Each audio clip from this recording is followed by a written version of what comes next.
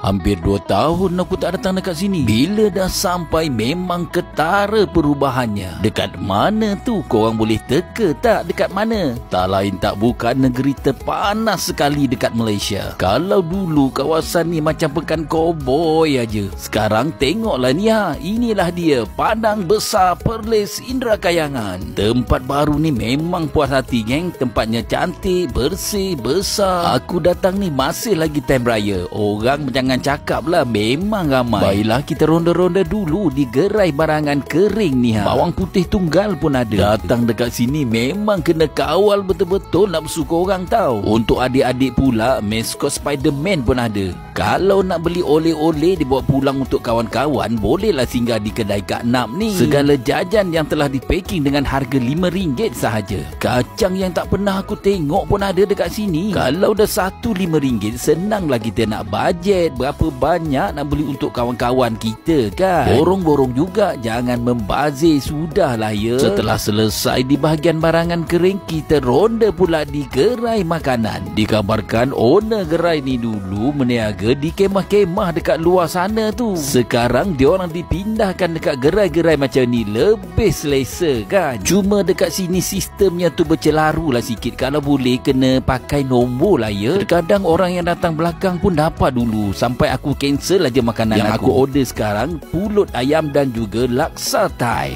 Kalau dah datang Padang Besar ni, tak salah kalau tak beli lokcingnya. Daging danok pun ada juga. Selesai sahaja di bahagian makanan, jomlah kita ronda di bahagian buah-buahan pula. Limau bali, miangkam dan bermacam-macam buah-buah lagi ada tu. Nanti bolehlah kita cuba. Tanpa berlengah masa lagi, jomlah kita cuba pulut ayam yang aku order tadi. Untuk suapan pertama, pulut dan ayam memang ngam digabungkan bersama. Dicampur pula dengan bawang goreng. Sekarang kita berkena buah pula ya. Ada yang panggil buah kundang, ada yang panggil buah star. Rasa dia memang manis geng, tak ada masam langsung tau. Sekarang kita berkena pad thai pula. Dengan portion sebanyak ni RM10 memang berbaloi dengan 3 ekor udang. Yang nak bercuti dekat sini apa tunggu lagi geng? Boleh tak?